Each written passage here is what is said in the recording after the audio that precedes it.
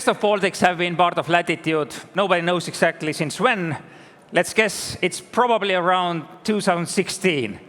And all the Baltic, or most of the Baltic success stories have been here on the stage in their early stage. It was not Bolt at the time, but it was Taxify at the time. Veriff, everybody has been here to tell their early stories. Best of Baltics is not necessarily the absolute facts. It's a flavor. And initially, we go into a bit of overview where we stand. And again, to illustrate how different the numbers can be, there are a few slides for it. First of all, roughly in Trace.Space, there are 9,000 startups in Baltics. But in Traction, a different source says VC funded at the moment in Estonia 1,300, in Latvia 580, Lithuania 678. It has been a bit challenging time to create new startups, but the numbers are starting to look good again. Since 2023, there has been 572 new startups. And obviously, you can see also a little bit of tailwind from the defense aspect. You see that in the past, climate has been one of the defining sectors, but defense nowadays seems to take over, and most probably we see quite many new startups being in this area. It's interesting, the number of startups doesn't correlate to funding available in Baltics, which we see very soon, and that's in a very good place at the moment. These are top 20 companies funded in Baltics. And usually, there are big movements every year. This year, only 2 companies have raised significantly more money. But the good news, below this line here, I have inside information. There is a lot happening. And I'm very sure next year, the ranking will change a lot.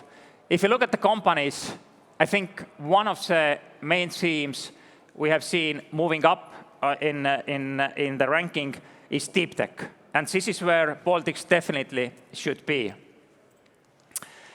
Now, does anybody find revolution on this chart? But it depends how you count data. It's a Baltic funding over the years, black being Estonia, Lithuania, Latvia. By crowdsourced statistics, last year, Lithuania was more funded than Estonia, first time ever. But there is a question mark in it, depends how you like to see the data. Just looking forward, 2025 is at the moment mapped out here as on annual base. So, and knowing what's coming up soon in the funding scene as well, I'm very sure 2025 will look good. But coming back to the Lithuania, we are very proud of Lithuania, and Lithuania is contributing a lot. They are making major efforts developing their ecosystem. However, in the data, significant part is vintage secondary, which is by crowdsourced data considered as investment, but some track it as exit, because it's secondary, it is not fresh money to the company. However, just to contribute again and appreciate Lithuanian ecosystem overall, the market is growing very, very well. By deal room data, this is a combined valuation of Lithuanian startups. You see 2 dominant ones here, Vinted, you see Nord Security and Rest, and it's very similar as well in small ecosystems like Estonia as well, where Bolt is taking significant part of the valuation and so on. And Lithuania as well, creating a local mafia, like there was Skype mafia, there has been eBay mafia, whatsoever. It looks like Vinted mafia is coming up, and the impact for really building up the ecosystem is there. Now, if we take it out, it looks a little bit different, a little bit more challenging. there is still more work to do, and it probably describes still the current phase of the ecosystem. I think, again, 2024 will be, in near term, the lowest point for the funding in Baltics. How the funding scene looks like. So maybe 3-4 years ago, this slide was half less crowded. They are all funds who invest in Baltics, who are actively present, who are members of the venture capital associations. And you see early phase, early venture, late part, growth, buyout covered. However, Baltics is a very unique place where buyout private equity is much smaller, at least based on statistics among our members, and venture is significantly higher. There is, again, for Baltics, significant dry powder available, encouraging message to start new startups and to grow them in later stage. So if we look at the overall, the Baltic scene, then this is about tech employees per 1,000 people in the country. And you see Finland leading here. Estonia, since 2015, has increased significantly the proportion of tech employees. So is Lithuania. I think it's better map to bring the attention. Latvia is still working on it. And you could see out of Baltics, Croatia and obviously Ukraine have made significant step up in building more base for engineers. Now, our ecosystem cannot be without exits. And I think this is a bit of elephant in the room. It is relatively easier to deploy capital than to get to exits. And our whole ecosystem needs to be mindful about it. This is number of exits, as we don't know the valuations in all cases. The overall, it has been stable, roughly 10 exits per year. If you compare to number of investments done 7 to 10 years back, then there is so much more to be expected coming up soon. How the overall market looks like. This is European tech, and you see that obviously 2021 were hot years, and now on the M&A IPO front, Europe is quite dry, and very little is happening. It is even more, to look, optimists probably see some uptrend here, the IPO market in US, but you need to be optimist to believe that market is really fundamentally changing. It doesn't look like so yet. However, on a ground level, there is a lot of exit discussions happening, but the market is different from 2021. They are opportunistic. They are trying to merge, companies trying to merge, sometimes for survival. Large corporates, very careful, looking mostly for profitability as well, taking much more time. However, the number of exit discussions happening now in the ecosystem is one of the highest ever. It looks like everybody feels we need to move. We need to make our steps. Some large players who have fallen behind with their product offerings, they are looking for new technologies. You see a lot of activity, but it is not where it should be yet, and we need to be very, very careful about it. So I think next year we will see, hopefully, much better exit tracks.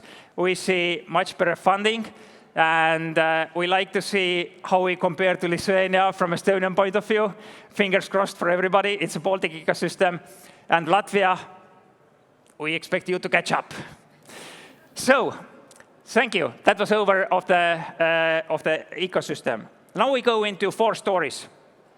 And the first one you already heard a little bit before. We have Pactum coming up to the stage. Maybe not too much repeat, but Kaspar has some observations about the ecosystem and certain aspects of startups. We'll hear him first. So, Kaspar.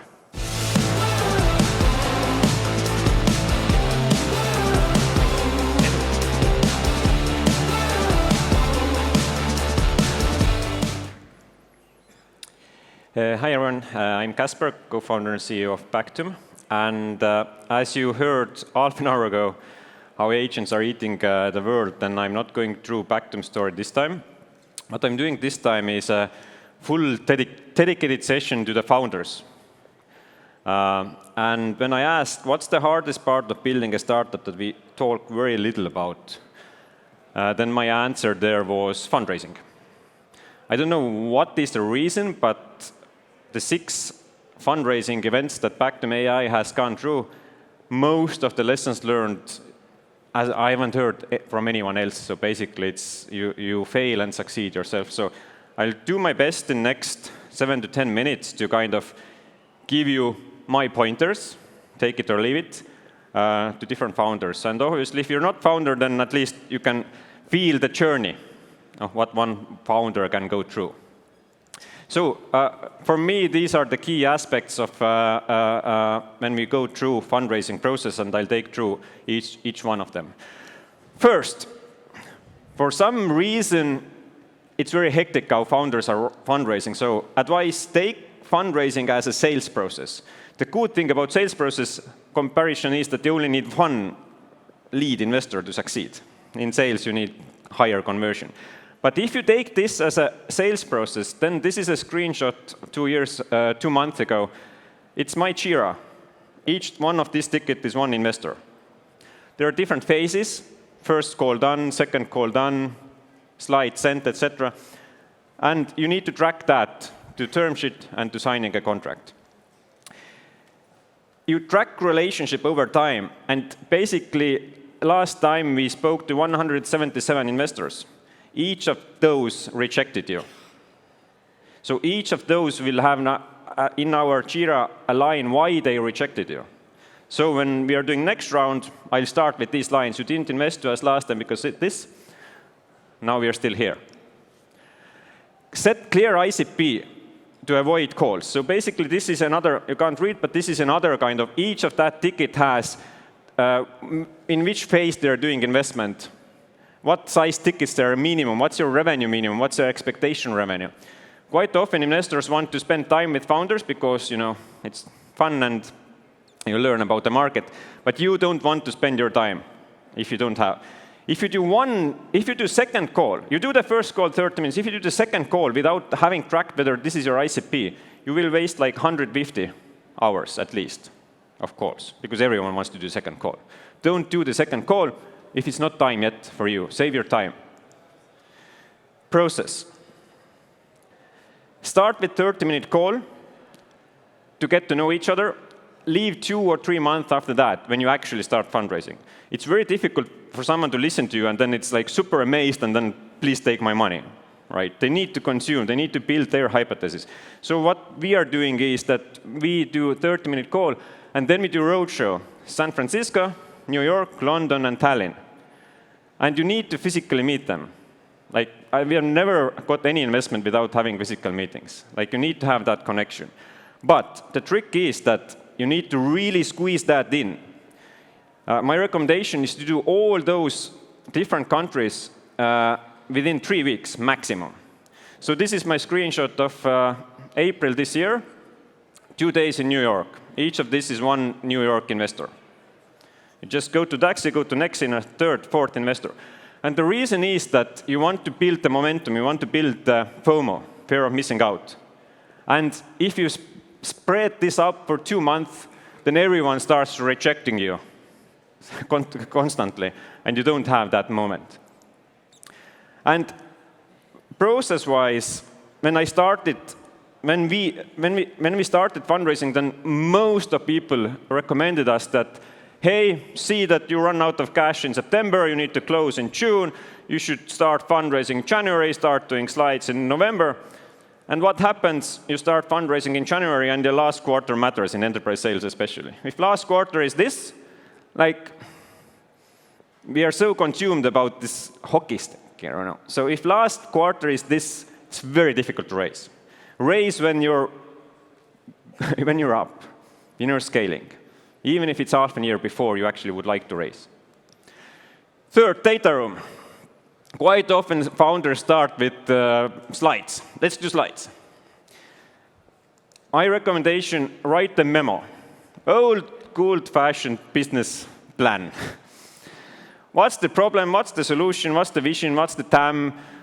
How to use the funds? What's the market position, competitors? Write it up. And it's a very good exercise for your leadership team to actually align what's going on. Because when you start doing slides, it doesn't build the conversation. You do this internally, it takes even a month within your team. But then your business is very clear. After that, it took us a week to build slide deck. Second reason for memo is that when you're speaking to investors, you quite often get an analyst first. You can't get to the partner level. That analyst needs to build a business case about your business. So if you just send slides, they start building it randomly. If you send this is their material internally to sell your startup. So help your analysts to build your business case internally by sending this memo. Do very hardcore product demos. We even invest into product demos. Product demos and go-to-market numbers matters a lot. This is what we learned also from Margus when Karma invested to us. Like, don't speak about deals or something. Speak about conversions, sales reps quota attainment, like conversions of stages. Be very good in that. Get advice how to speak. This is different language. Like, know as a founder how to speak that language of process. Pre-arranged client reference calls. It's too late if you're going into this space and then your investors start to call your clients, but they don't call themselves. They are using some marketing agencies who pay $500 for your client, someone, and then they have a call and ask about your software. What happens is that sometimes, quite often, that person has never seen your product. Or sometimes even they don't work in that company, they just get $500. And then we get the due diligence back and say, oh, we have these customers. It's like, no, these are not our customers. So instead, run and manage that yourself. Call to your clients first, agree who is ready to do client reference calls, write them up, and give that information to the investor. And if they want, they can use it. But basically, you then manage and own these references. Terms and closing. As said, last but one round, we had 176 rejections before we had 177th investor who wanted us. So it's, and then, then you're a superstar. Oh, you're so successfully fundraised, right? But no one sees that 176 rejections. And it's pretty difficult mentally to go through every day, many times that you're not good enough. And your business doesn't have any value. So definitely consider that investor no is not making your business less viable. What is very difficult came to me is that I always had ambition that Pactum, from day one, it's like $10 billion company. We want to raise hundreds of millions. And it was a mistake. Start with lower round size. If you want to invest 10 million, start with 6. Because eventually, they will see your revenue multipliers and stuff, and they have like 20 other companies who are like 10x better with their numbers. And it's kind of difficult for them to proceed with you. But if you start with lower, you build momentum, you build trust, and then if competitor hit kicks in, then you can increase it. Right? So it's very difficult to go back to investors later and say that, oh, instead of 10, can you give us, 5? Be honest on competition. Everyone says, oh, everyone wants this,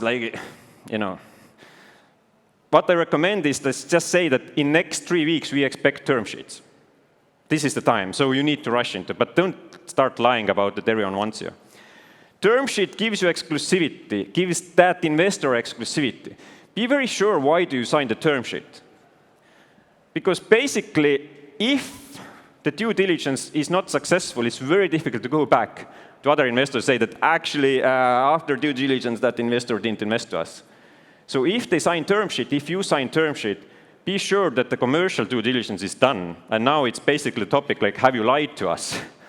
And if you haven't lied to us, then you can be pretty sure that you will get the deal.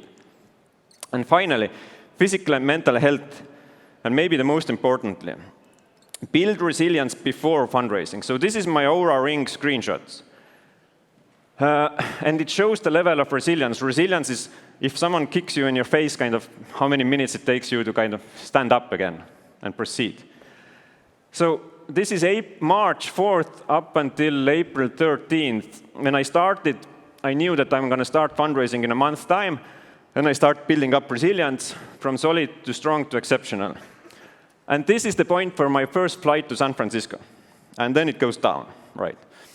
And it goes down for many reasons. One is time zone. One is just it's so hectic. But it goes down, and now the question is that when can you stop this, right? And what can you do? So my recommendations is that, especially under pressure, take care of all parts of your life, like drinking, eating, sex, couple time, friends, family events, sports. This is my screenshot of my sober days. So even if I drink one glass of wine, this is cross. This is September. This is March when I fundraised. You need to be sober. You need to be sharp. Like any one day of alcohol can ruin one investor. Like super focused about that. Very dedicated time, but super focused. And especially sports, individually, it's different, but for me, it's 4 times per week. And finally, very final point is that when you would start from the middle, solid or strong level, you can imagine that it goes down as well. So if your resilience is not exceptional when you start and it goes down, so super careful before it crosses the red line. I have way too many friends who have crossed the red line, and even if it doesn't happen in the most worst case scenario, mentally, it's very difficult to recover, and it may take years. So get help before you cross the red line. Thank you.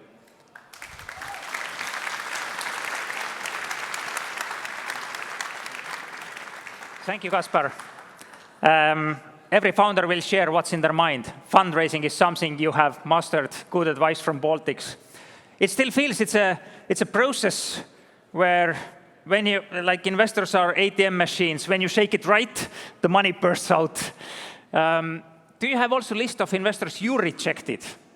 And what about this old school, who is right for me? Yeah. And I better take sometimes worse terms, but looking for the right one. Yeah.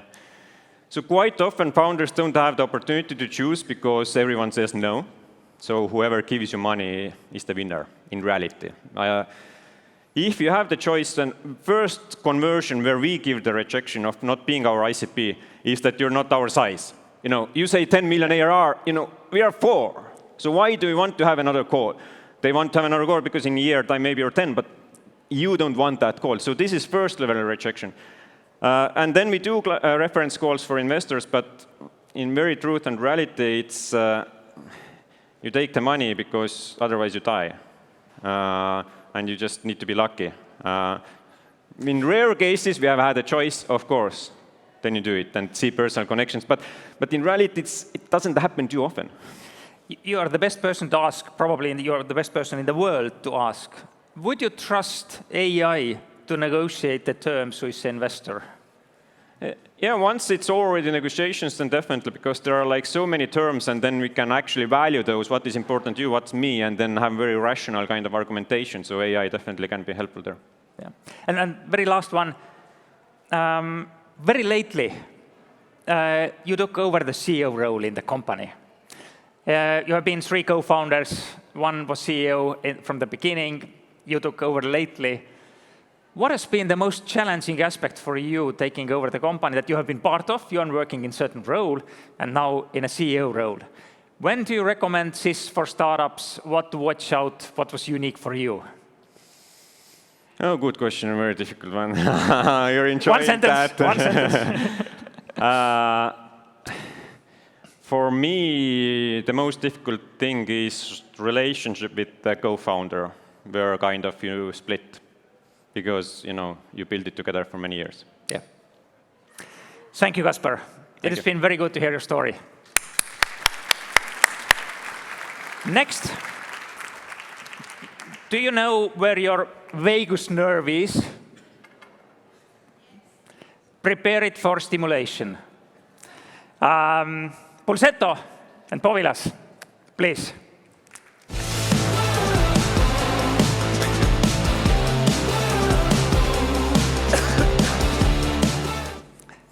Yeah, a bit nervous, but I have a device which helps to reduce the stress. So for me, it's a very good application for this kind of device. So I'm Povilas. I'm one of the co-founders of Pulsetto, and today I'm going to talk about how we came to this product, what was our journey, and what is next to us.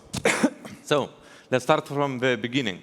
So what is Pulsetto? Pulsetto is a small wearable device which stimulates your vagus nerve from both sides, bilateral stimulation, and we are the only ones in the market to do this kind of technology. So what is vagus nerve, you might ask, because a lot of people do not know what vagus nerve is. So vagus nerve, it's like a highway of information on which your body is trying to understand in which state you are. So you have two states, fight or flight, or rest and digest. So when you're stimulating vagus nerve, we push your body from fight to flight to rest and digest state. So how it all started. I was working previously with implantable devices and similar technologies with implantable vagus nerve stimulators, deep brain stimulators, and I had an issue with my family member, my father. He became quite ill. And so we did all the tests, and we could not find anything what is wrong with him. So I talked with neurologists, neuroscientists, and we came to a conclusion that vagus nerve stimulation might be an option. But what happened, I could not buy or bring this kind of technology to Lithuania. So I'm an engineer, so I tried to build it myself. But my father passed away, and I could not finish this project in time. So what happened next? After 1 year, I met my co-founder, Vitalius, and we started to build, because his wife suffers from cluster headaches, and cluster headaches is also one of the indications for vagus nerve stimulation. So in the middle, you see the first devices on which we started to build this technology. So we tried on his wife, it worked, and we understood that we have something. So now the easy part. Now we need to raise money to build the product. So we got a business plan, list of investors, and we did the circle around them, and everyone said no. So that was quite interesting. So in 3 months, we did two iterations of our device, and one company, which is Kilo Health, started to say, okay, these guys are onto something, because they do not have any money, but they are building the product further, and they gave us a chance. They gave us 50,000, on which we had to create the MVP. So what is MVP? So basically something to show that this can be done. So me and Vitalius gave ourselves 1 year to build this kind of device. So now the easy part. We need to build the software, hardware, firmware, manufacturing, and everything else. So these were the first designs, iterations. And in 9 months, we came back with 10 prototypes, which were working. And Kilo Health believed in us and said, okay, now we will give you 450,000 to build us a business. And we were very happy until we did all the calculations and understood that it is not enough money to have a hardware. So there is a saying that hardware is hard, and nobody wants to invest in this kind of business, because even building a supply chain, you need more than 300,000. So what we did, we went to crowdfunding platform. So in first month, we raised 130,000, and we understood that this product is needed. We found our niche, so we built on 3 angles: stress reduction, anxiety reduction, and sleep improvement. So we launched this product. We are right now quite successful. So why are we so successful? So we have hardware, software, and a lot of people are asking us, okay, how do you know if it's working or not? So we have all the connections to all the wearable devices, Apple Watch, Oura Ring, you name it. And if you are tracking yourself, we can improve some metrics like heart rate variability, resting heart rate, and others. So we have also quite unique USPs. So it's a wearable device, less than 10 minutes a day. So you need it to wear 4 minutes in the morning, 4 minutes in the evening, and it's very good for increasing your baseline. Also, of course, no surgery is needed. And it can be, let's say, very easily applied to your daily routines. So we have a huge market, of course. We have 40% of the whole population, and we can show the proof that we can scale it. So in the first year, when we launched our website, we did 3 million of revenue. Last year, we did 10 million of revenue. And this year, we are on track to do 25 million of revenue. So profitable company. We have good, I would say, influencers on our end. We have more than 100,000 customers on which data we can further develop our product. But a lot of people are asking, what is next for us? We have this kind of vision that we want to become a mental toothbrush. So people understand physical hygiene, but mental hygiene is forgotten. And after COVID, a lot of people now realizing that you need to do some procedure to help you to reduce stress and relax. So for us, it's a very, let's say, positive mission on this side. So, of course, we're not two people. We started, me and Vitalius, but right now we have a huge team. And, of course, backed by several companies and VC fund. So we have also board members. But this year, we will raise Series A. So if you have any questions, please do contact me. But just wanted to say a couple of things. Of course, on the paper, everything looks great. But we have a lot of stories, like last year, DHL plane crashed. We had a lot of components in that, in Lithuania. So from that, we still have a backlog of devices which we're still trying to catch up with production. When we launched Indiegogo campaign, one morning I got a call from my friend and said, did you switch the business? Because go to your website. I went to the website and I see that it's rerouting to a porn website. So we got hacked. So the first year was quite intense and amazing, but we're building fast. So yeah, thank you for your time. And yeah. Thank you. So, who wants to buy it? Wow. Do you have somewhere outlet here where people can buy? That there are so many buyers. Early adopters. You can always write me. I will give you special discounts, from a founder. So yeah. Good. Yeah, but you can buy it in Latvia and Lithuania. Yeah. So I'm super happy to see the growth. Yeah. You are doing really well with quite little funding, actually, right?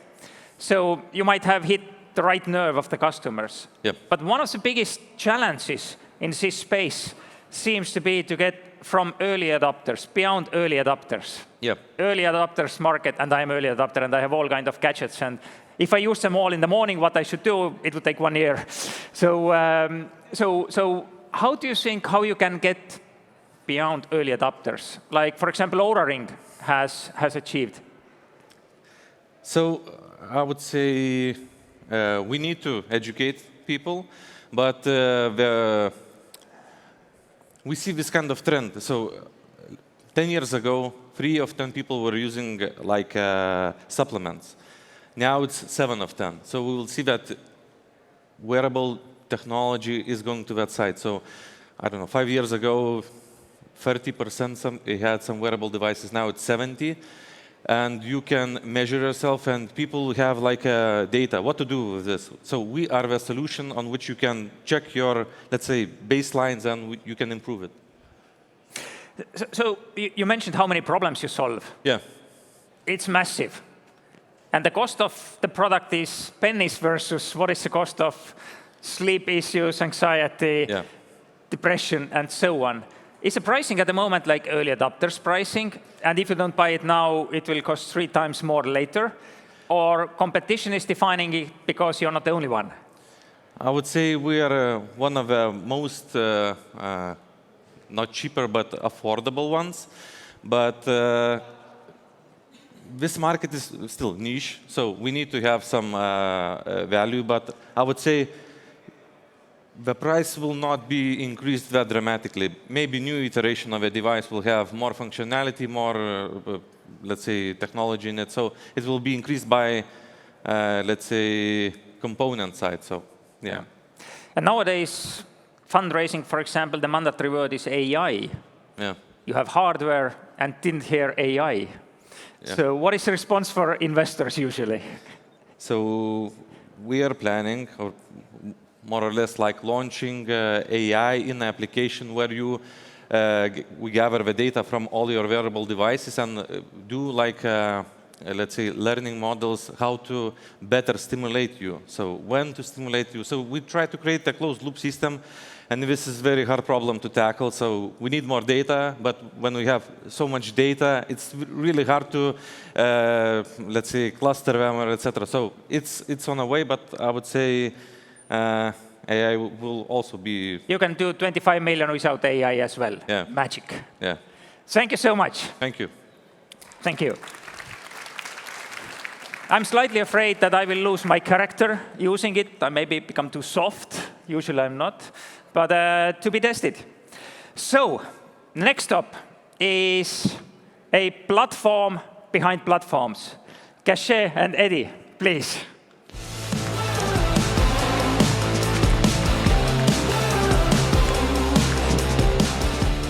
So hello, you have heard today about fundraise. Surprisingly, you have heard about how to calm your nerves, so ready for some insurance. So great to be here. I'm Hedi. I'm the CEO and co-founder of Cachet. So what do we do at Cachet? What does that de-risking the platform economy mean? So first of all, platform economy, I will actually give you the definition a bit later, but what we do is we're providing insurance for different platforms, and we are also helping them to control their insurance-related risks and claims. So many of you probably took a Bolt scooter or used some other bicycle, etc., to come here. So platform economy for us is defined mainly by shared mobility, so different platforms, car sharing, micromobility, etc., or gig work. So flexible work, is it ride hailers, is it couriers, taskers, etc. So I'm not going to ask how many of you in this room have had a scooter accident, or probably, yeah, okay, I already see some hands. That's a bit of a sad statistics, but despite of being quite hard for people who kind of experience it, it also is quite costly for the platforms. So basically, if we talk about insurance today, believe it or not, insurance accounts around 15 to 30% of the operating costs of the platforms, especially in the kind of shared mobility space. So, and other big surprise probably is there are not too much supply out there. So it's also very expensive for the insurance companies. So that means the only way forward is to try to de-risk the number of accidents that are happening, bring them down, and try to figure out ways forward that less accidents will happen in the platform economy. And that's exactly what Kalle and I started to do at Cachet 2018 when we founded the company, because both of us were excited about shared assets, and we thought that less of the ownership is a good thing, but also we loved the flexible work. And that the same year, 3 important pillars were put in place in Europe. So one was Info Society Services Act, where my co-founder Kalle was also part in creating. GDPR was enacted, which allows a framework for different, for people to have more control of their data. And Bitcoin went to masses. We don't care about so much maybe here about Bitcoin, but we care about the decentralized technology, which is an important element for future of services. So this basically took us to a journey to build a game changer insurance. So what, imagine a politician, ex-politician and a banker going to an insurance company and saying that give us 40% discount of the insurance of your probably the riskiest assets, and we know how to do it better. So this was basically how we started the journey, and we succeeded. We found one. And after that, we needed to only convince some of the bigger platforms that are very sensitive with their data that now give us the data as well. And we did manage to do that. And then the wheel started to go. So basically, We then managed to get more insurance companies. They started to then receiving much more data and start to build out the models. So this basically ended up to a place where, okay, now we have a great product, great demand, we need to scale. So then we ended up facing a very interesting challenge of Europe, which probably has been discussed earlier today as well. 27 different legislations and also lots of other barriers. So, well, we have managed to do that as well. And right now, we are in a very interesting place of really redefining the way that insurance has been done, with building something what we can say is a predict and prevent, and helping really to prevent different accidents to happen. So how do we do that? I would say, hope all of you will soon start to demand all the different digital services to be win-win-win. When you share your data, you need to really feel the benefits, not just getting better marketing, but actually getting really the effect of the pricing, etc. as well. So this is, in a way, how we have built everything up in the platform economy. We get the data, which is either user data or then work-related service provider data, and basically from there we are building different scores, models. We are contextualizing it, and this is used in a way partly for pricing, but even more now backed with the platforms themselves, how we can help to prevent some of those accidents to happen. And we have very interesting cases now where we are literally giving recommendations how to shut down services during certain period of time, let's say for shared vehicles platforms, how to price them differently during different hours of the day, and all to avoid different accidents happening. But I think you can all believe there is many of those. And the main reason for that would be that it has to go then much more personalized, and people need to take much more accountability as well. And at the end of the day, if this model is achieved, everybody will win. Insurance companies will have a sustainable business, so they are more willing to insure. Platforms need insurance because trust is the foundation of everything for them. And obviously, users or gig workers there are keen to use it further.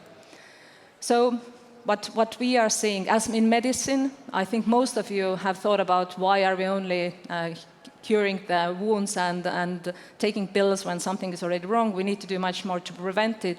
Insurance is certainly going to the same direction, and especially in the areas where the risks are pretty high. So Cachet is building towards that, and we already are quite far, being one of the few in Europe that actually is probably the furthest in this field. So why do we do that? Why do we come to the office every day to really work this quite complex model and try to push it further? Is because we dearly believe that platform economy as such is good. Assets shared, we can all use mutually, are good. Also the work, we don't need to work all 24 hours, or from 9 to 5, we can work flexibly, but it all has to be safe and sound. And this would require also the insurance to change to be much more flexible and be around the certain assets or certain person that is doing that. And also the word human centricity, you will probably start to hear more and more that years going further. That really means that, if you are being very responsible and taking care of yourself, taking care of the assets, your insurance should also reflect that quite much more stronger. And this is basic towards what we're building, that you don't, that the relationship between you and feeling insured and being insured should be kind of much more natural, simple, and friendlier. So I will wrap up here. Not joking, stay safe, stay smart, and wear helmets. So I'm not going to spare the statistics, but if Cachet can achieve that there will be, let's say, 4 deaths less this season, let's say scooter season, I think we already have achieved our goal. So thank you. Thank you, Hedi. Literally, your predict and prevent platform saves lives, like you said. Yes. It should be mandatory use by all city governments, by all platforms. It will be. Who and why can say no to you? I think many haven't. No, I think that the overall logic of predict and prevent is so natural, so logical, But for some reason, insurance world has been built up very different way around. So they are predicting, or they are pricing everything from the historic accidents and risks, and the contextualizing and bringing this all into much more agile way of thinking is complicated. Many have tried, but also failed. But I think the way that we are acting there, or there is an orchestrator between basically which Cachet is a quite right way forward. So. And it is so hard to disrupt something which is insurance combined with platforms. I admire you every time when I meet you. You are role model of resilient founder. I'm tempted to ask where the resilience comes from. Your aura numbers might be quite up as Kaspar showed as well, no? I'm not gonna. Well, I'll be probably in a place to share them maybe in some years' time. No, but I think the resilience comes from believing very strongly what we're doing, and this is something that our team shares very clearly. I think there is lots of drive and lots of understanding that we're doing the right thing, and we know that the momentum where all of that really explodes is happening in a year or two. So this is something that we feel. So there is constantly this kind of nice nagging feeling in the stomach that you know, okay, it's going to explode. It will explode. And it's a great feeling to have. So I think that's basically what gives this, how to say, resilience or persistence, which is something that we have. So. Thank you, Hedi. Big applause to Hedi and resilience. And the last stop is coming from Latvia. Yep, that's right. We have Mikus and Trace.Space coming up to tell how Latvia is innovating. Tall order. Hello. Thank you.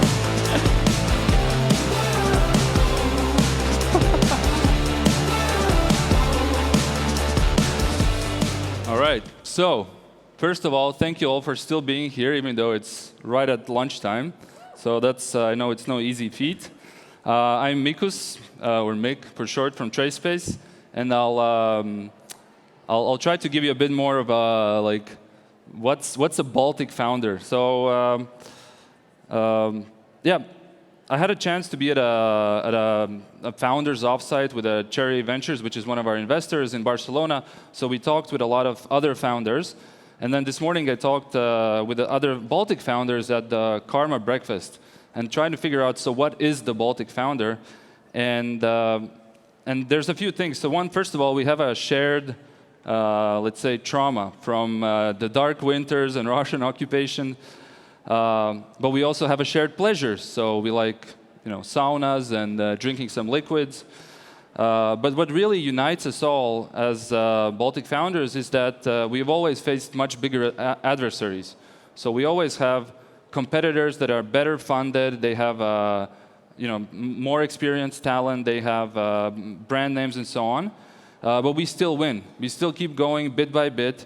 And what really unites us is this perseverance and this resilience. And now you can see that the whole world is coming to places like Latitude and TechChill and Lithuania to actually hear how we as Baltics are being resilient in the face of adversity. So the Baltic founder is resilient. You are the Baltic founders that are resilient. But about the best of Baltics, so who is the best of Baltics? And I think that answer is actually really easy. It's obviously us. So then the reason is because we're building a huge mission. We're trying to revive the manufacturing of the Western world, which is becoming really weak, and the products are becoming very complex, but people cannot build them. The tools out there are just not fit for purpose. We need to build cars, we need to build planes, we need to build drones and weapons, and that's what we set out to do. Yeah, a bit about me. So I left the 100 million fund, and then I had a top 1% salary in Latvia. And in the face of all that, I decided to build Trace.Space with some co-founders. And my family told me that I was crazy, but I believe it's worth doing. So what is Trace.Space? Trace.Space is called the requirements management software. So we help write complex specifications. In easy words, if you think of a Lego, who knows what a Lego is? Most people, I assume. So the fun part of the Lego is actually the fact that you have that little booklet that helps you figure out how to put the bricks together. When you're building an actual car, you also need that booklet. And so we help thousands of engineers build this little booklet across 300,000 pages. So a modern electric car, there's 300,000 pages of documents that you need to write in order to build it. But what's the problem? So the current specification management tools are not living up to the complexity of today's world. One of the main drivers of this complexity is software-defined vehicles. So if you step into a Tesla, you see there's no buttons. It's all software-driven. If you step into an Audi, you can see how deficient it is. It's sort of, they're trying to put it together and they're failing. Same thing at Volkswagen, same thing at Ford, and so on. They're unable to build this software-defined vehicle, and that's where we step in, because we provide them a place to have all of these, where you can write way more items, where you can have a better API and some AI to help you along. But about Trace.Space, so this is me and my two co-founders, Jānis and Kārlis. It took us about 2 years to build the product itself, and we're still at revenue zero, even though we raised close to $6 million. And usually the sales cycles take another year just to close, because we're selling to basically car companies. And they're interested, but it's still a very, very hard sale. But why bother at all if it's so hard? So somebody has to do it. Somebody has to help them bring a new system. And when we started, a lot of people said, the investors said, we don't want to do this. This is too hard. And even former founders that have built these systems also are not building them anymore because they're saying it's too hard. But the problem is some of these wake-up calls. So you have the Chinese bought Volvo, Cariad wrote off 10 million. Cariad is the Volkswagen software division. So they wrote off tens of millions already. And if you go to Germany, you'll see that in the big cities, you'll still see the BMWs, the Mercedes. But outside of the big cities, it's all Chinese cars, or at least more than half. So we're going deeper and deeper into this hole of we're not building our own things. And that's why we just have to do it. And the fact that it's 3 Baltic founders with this resilience may just be the only people in the world that can actually pull this off. So yeah, that's us, Trace.Space, that's me. Welcome to connect with me on LinkedIn. And yeah, if you know any people in these industries, so heavy industries, cars, planes, trains, I'd love to connect. And if you're a founder struggling to raise, come talk to me, and I'll happily help you as a Baltic brother or sister. So, thank you.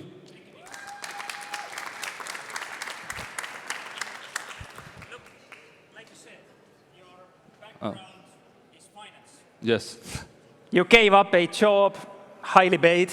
Yes. You founded a startup that on domain you know very little or almost nothing about. Yeah. What's wrong with you?